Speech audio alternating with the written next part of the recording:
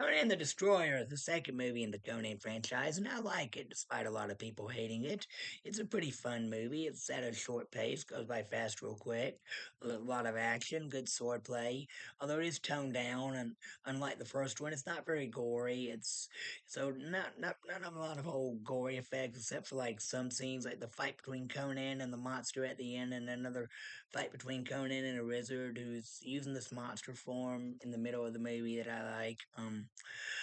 And I like the secret to the mirrors that Conan solves to defeat that monster in that scene. But let's go to the plot of the movie. Conan. He's still a thief and a warrior, and he's hired by this queen Tamaris to steal this jeweled horn to help bring back her god Daggett to life so she can take over the world. But she doesn't say what it's for that. She says she's promises to bring back Conan's dead girlfriend Valeria from the first movie, and Conan agrees, but the queen plans to betray him, and although she has a niece named Jenna who goes along with him, and she sends Jenna's bodyguard Bombato, who's also captain of the guards, along with him to make sure Jenna doesn't lose her virginity to Conan before she's sacrificed, and Jenna doesn't know about the sacrifice either. But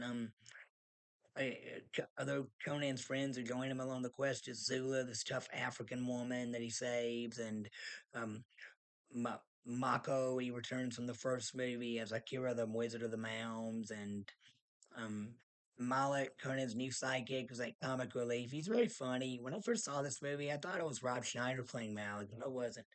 I When I was 4 or 5 years old, I watched Conan the Barbarian. They had a double feature of that and this on TNT, but I didn't get to watch this one then because I had to go to bed. But I finally watched it years later as a teenager and enjoyed it. And the violence is not as gory as the first one, but the action is still fun. Good swordplay, good cinematography. The score by the same guy who did the score in the first movie. When I reviewed the first movie, I said that guy's name wrong. I said his name was like I think his name was Paul something, but I got his name wrong. His name is actually Basil Bedorthus. I can't pronounce his last name, but he returns to do the scoring, I think, and he did it pretty good. I love the rousing adventure score in the Conan movies, and the the sequel was not as successful as the first one, and I think they made a mistake. John Milius did not come back to direct this. I think he didn't have time, but he should have come back to direct this. They should have waited until he had more time to do this. It would have been a whole lot better movie, and the way same exactly as the way he envisioned the first one, but probably 10 times better. And I do like the story though. Conan going on this quest to get this jeweled horn for this evil queen, and whom he's very suspicious of, and then they're betrayed along the way, and then they have to go back and rescue Jenna from being sacrificed by Queen Tamara and defeat her and Bombata and the evil god who comes to life as a monster, Daggett.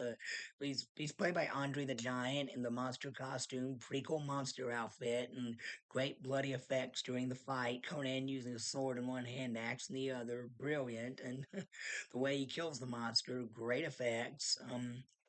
And the comic relief between Malik and the somewhat cowardly but good in the fight at times, and kleptomaniac thief is pretty funny. And Tracy Walters is funny as Malik, and Grace Jones is tough as Zula.